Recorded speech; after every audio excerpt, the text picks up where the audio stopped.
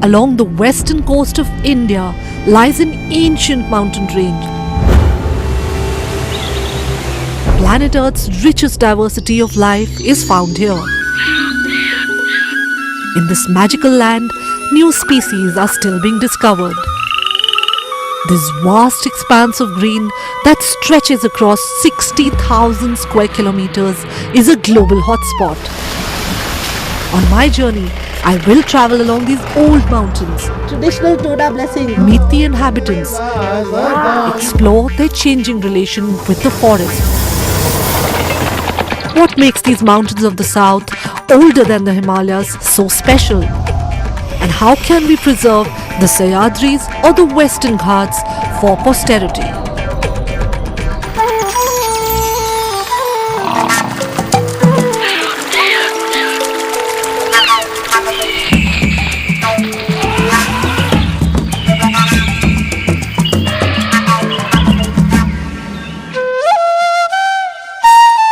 I am now in Kerala, approaching the end of my journey tracking the Western Ghats. It's an auspicious time. The monsoons have just hit Kerala. On the last leg of my journey through God's own country, I visit the famous Attirapalli Falls and find out how a hydropower dam could wipe out some of the most pristine forests of this state. If the dam is constructed, this magnificent waterfall is going to be reduced to a trickle. In danger, some of the last nesting sites of the Great Indian Hornbill. And this is a typical tree which the hornbill would nest on, right? And freshwater fish that are found only in the Western Ghats. People like you and me go out and we keep fish in the aquarium, but we don't realize that they're getting threatened in the wild. On the upper slopes of the Kerala Ghats, meet the rare Nilgiri Thars.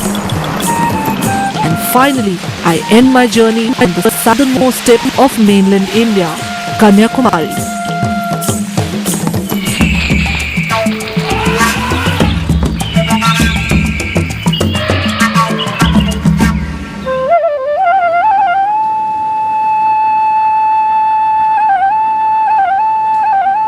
In Kerala, the Western Ghats are at their pristine best. Monsoon clouds roll over a green carpet of ancient rainforest.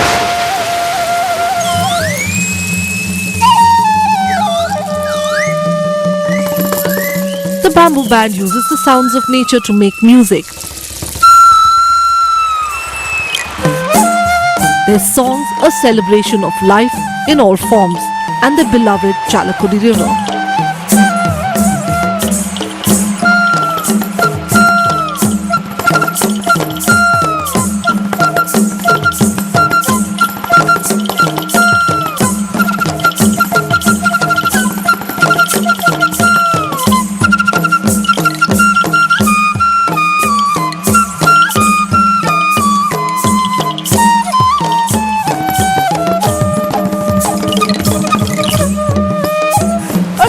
So the Bamboo Symphony Band may be in sync with nature, but there are other activities planned on this stretch of the river which are not necessarily in harmony with the biodiversity we find here. And I'm on my way to find out why. The 140-kilometer long Chalakudi River originates in the Anaimuri peak of the Western Ghats. As it flows through Kerala, it cascades into the famous Attirapalli waterfalls.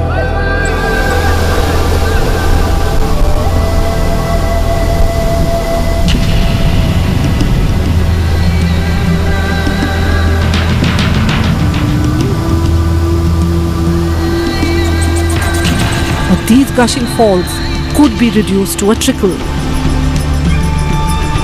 The Kerala government wants to dam the Chalakudi River for the 163 megawatt Attirapalli Dam. Oh wow! Oh my god, this is amazing! Dr. Lata Ananta has been campaigning for the protection of this unique habitat from the dam. So Lata, tell us, this is one of the most dramatic waterfalls I have seen. But how will the construction of the dam affect this waterfall? This project is going to be dependent on the upstream hydroelectric project releases. Based on the releases, and this is the amount of water that will come into the reservoir, that will decide how much water will flow over the waterfalls. 140 hectares of this forest will be submerged by the dam. And it's not just any forest, it's home to over 150 species of endemic plants. Plants that grow here alone, of which 50 species are rare or endangered. The Ghats here are also home to creatures like the hornbill and elephants. In fact, even as we film, we see an elephant swimming through the river and crossing over to the other side. If the dam is constructed, this magnificent waterfalls is going to be reduced to a trickle. If you devote more investment into power conservation and maintenance and repair and the upgrading of the existing 30-odd hydroelectric projects, then there's no need for an Atharapalli over here. You can leave these waterfalls and this river for posterity. Even as green activists like Lata have voiced their concerns, a high-level working group of the Environment Ministry has left the door open for the Atharapalli Dam, saying that while the project may not be viable in its current form, it can apply again for a green clearance. Lata worries that without a categorical no to the dam, Kerala could lose one of its richest forests. To get a better understanding of just what is at stake, I must drive further up to the top of the mountains. I reach the Sholiyar forest. It rains relentlessly as we go past a troop of Nilgiri langurs.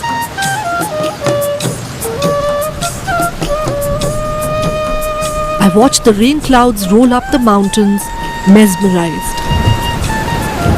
So this is what a completely rain-soaked Western Ghats looks like. The forest looks absolutely spectacular, and we have a special surprise for our viewers. I am on my way to meet Amitabh Bachchan. Yes, that's right, Amitabh Bachchan is waiting for me right in that rainforest. So let's go catch him.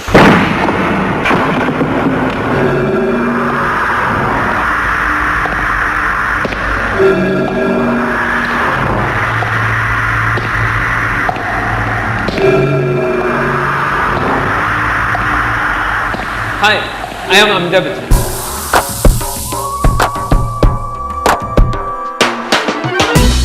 Hi Amitabh. Hi. I'm Bahar.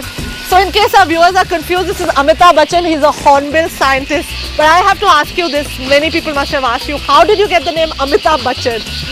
Lot of people ask me about this. It got from my father. He's a ghazal singer. He's fond of Hindustani music and he used to play harmonia. So he's very much fond of this Hindustani films and other things that I got this name. Okay, so that's how you got your Bollywood name, but you're doing some fantastic work with the hornbills, right? Yeah.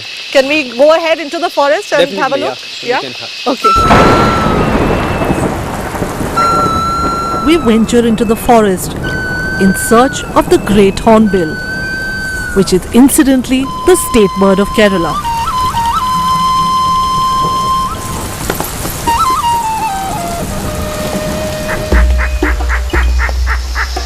Amitabh has been studying these birds for a decade. The forest canopy here is so dense that it's dark even at midday.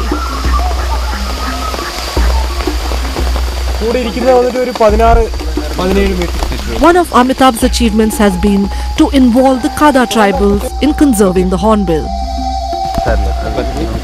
So Amitabh, what is this that you're noting here? Actually, we are taking the details of the nest tree, and this is a Kullinia tree. Kullinia is one of the. And this is a typical tree which the hornbill would nest on, right? He's trained the tribals to use the GPS, Where we can see record the hornbill's nesting sites, and then protect them. These are some of the fruits, right? What fruits are we looking at? This is Myristica. Myristica, is yes. some of That's endemic to the Western Ghats? Yeah. So remember, the main ecological role of the hornbills is that they help in dispersing. They're basically seed dispersers. Especially so not only are they feeding on some of these fruits, but also the droppings help regenerate a forest, because there's seeds inside, they'll drop here to the forest floor and that will grow into a tree. So a very important ecological role which the hornbills play. Amitabh also voices Lata's concerns. If the Athirapalli Dam comes through, 6 nesting sites of the hornbill will be completely wiped out. The half of the nesting trees are in the submerged area of the Athirapalli hydraulic project, and rest are along the riparian stretch just downstream to the proposed dam site. So definitely that will affect the riparian system. So everything will go. Not just the grand hornbill, there are fish species too that will lose out to the dam. So when we think of the Western Ghats, we think of big mammals like elephants and tigers. What we tend to forget is that streams and rivers like these are also very rich in biodiversity. And I've got a bunch of scientists here who are going to help me find some of the fish which are threatened or endangered. And for that, we have to go into the water and go fish hunting. So let's go.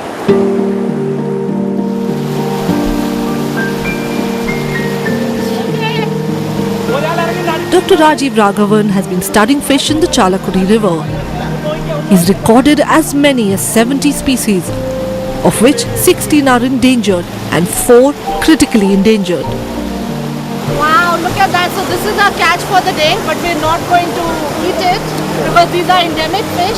Dr. Rajiv, can you explain to us what species are these and how threatened are they? These are typical hill stream fishes found in the Western Ghats. Okay. So you've got four species here. Yeah. And except for this one, Yeah. all of these are found throughout southern Western Ghats. Wow. And this small one here, Yes. you can see there, this is only found in 2 rivers. Okay. One is Chalakudi where we are now, Wow. and then the other one is the neighboring river Periyar. I learned from Dr. Rajiv that there is absolutely no regulation protecting these little creatures. One species that's in trouble is Miss Kerala, a tiny ornamental fish that's caught and used in aquariums as a pet. More than 100 species from India which have now entered the aquarium pet trade. Yeah. And the most important species are found in the southern Western Ghats. Like you have a species called the red line torpedo barb, also known as Miss Kerala, Yeah. which is considered to be the most charismatic of Okay. the Western Ghats ornamental fishes. Even the World Conservation Union for Nature has put Miss Kerala on the red list, recognizing that it needs protection. Sadly, India is yet to place it under the Wildlife Protection Act to stop its illegal poaching. There's no regulation. Absolutely, it's an open access fishery. Anybody who has access to water systems can go out and catch fish and then export it. So that's the problem. Next time you go out and buy fish, think about the fact that it may have been sourced from the wild and it's actually leading to the dwindling of populations here in the wild. Like right? this one, especially this one. This is called Travancoria elongata. Okay. Because of its elongated kind of Yeah. shape here. Yeah, so this one has a very restricted distribution, found in very small pockets in these 2 rivers. So it's not And Rajiv too is concerned about what the dam will do to the fish species. the problem with the possible impact of the Athirapalli Dam is that most of the species found in this river, the ones we saw now, the endemic species of this river, are typical, very habitat specialist species. So any alteration to the habitat can mean that we can lose one of the 2 remaining populations. I understand that Kerala needs electricity, but scientists have shown that if the state manages its resources better, it may not even need the Athirapalli Dam. The 160 megawatts that the dam will generate is so little compared to what we would lose. These magnificent gushing waterfalls, the last habitat for the hornbill, or these rare species of fish that have nowhere else to go.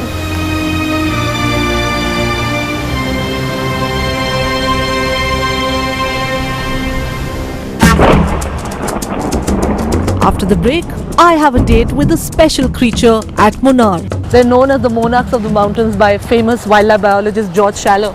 And finally, I end my grand journey at the temple town of Kanyakumari.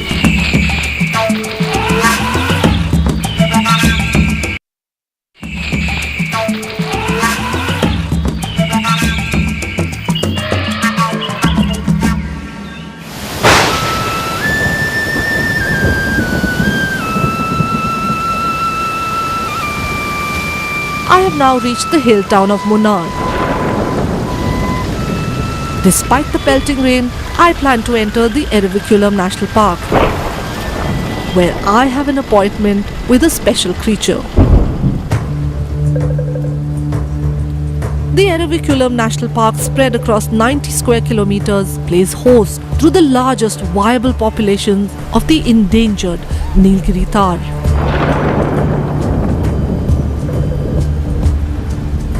The park is in fact a high-rolling hill plateau with a base elevation of about 2000 meters. It's home to the highest peak of the Western Ghats. At 2695 meters, this is the Anaimuri, or the elephant's head. The landscape is now dominated by shola forests and grasslands, ideal for the Nilgiri tahr. What an absolutely spectacular sight. They're known as the monarchs of the mountains by famous wildlife biologist George Schaller. What we're seeing here is a typical herd. There's a male here. The females will generally be smaller and a lighter brown color. It's right behind us.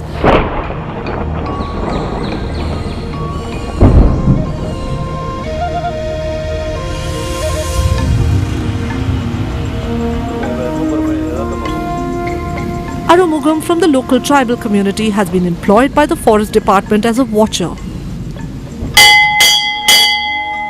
He starts his day by offering prayers to the forest gods. It's a job to protect the Nilgiri Thar from tourists and even extreme weather like rain.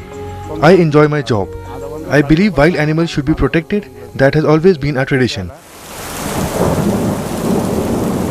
In a region where it pours day and night, his job is not easy. He follows the animals, makes sure the tourists don't disturb them, and keep a safe distance. Only road walk, inside not allowed, plastic not allowed. Wild goat enjoy, come back return. What is the name of goat here? Goat English Nilgiri tahr.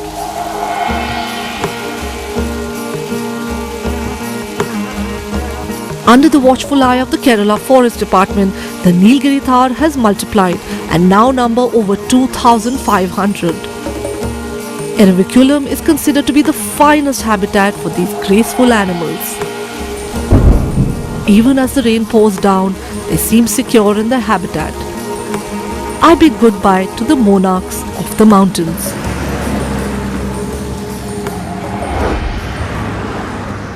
My 10,000 kilometer journey following the mountains of the south is about to end.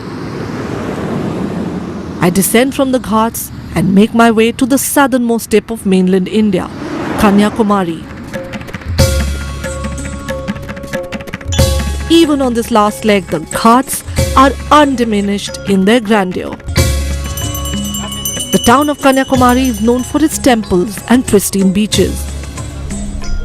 The Kanyakumari temple, dedicated to the goddess Kanya Devi, an avatar of goddess Parvati, is frequented by hundreds of tourists.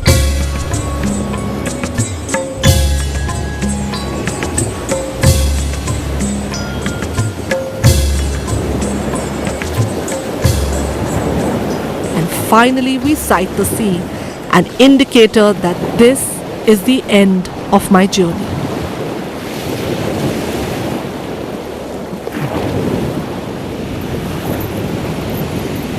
So this is it. This is the confluence of the three seas, considered very sacred.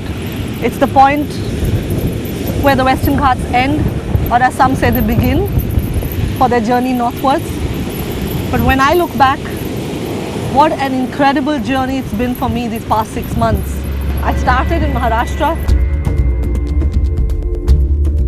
Who is the ficus? Met the grand old man of the Western Ghats, Madhav Gadgil. He actually climbed up a tree. They are amongst the tallest trees. And then met those sad leopards who were paying a heavy price for a faulty government policy. But then I saw a leopard in the wild in Karnataka, in Nagarhole.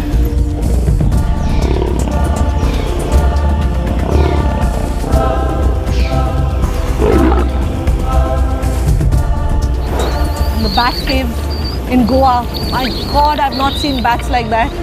Just swirling around in that tiny interior. And then there's the threat of mining in Goa. They have destroyed huge amounts of forest in the Western Ghats. We have some cherry tomatoes. And then I moved on to the rainforest retreat in Coorg. And I met this incredible family who taught me that it is possible to live sustainably. This is an Nephila. Okay. It's one of the largest spiders in this area. The elephants in Hassan, that was depressing because the people there are paying a heavy price, so are the animals. And they have a very uneasy future. In Tamil Nadu, oh my God, those magnificent lion-tailed macaques, they're only found in the Western Ghats, and they actually came quite close to meet us. And then moving on, finally to the rain-soaked waterfalls of Kerala. It truly is God's own country. This has been one incredible journey, but I know that the Western Ghats has a number of problems.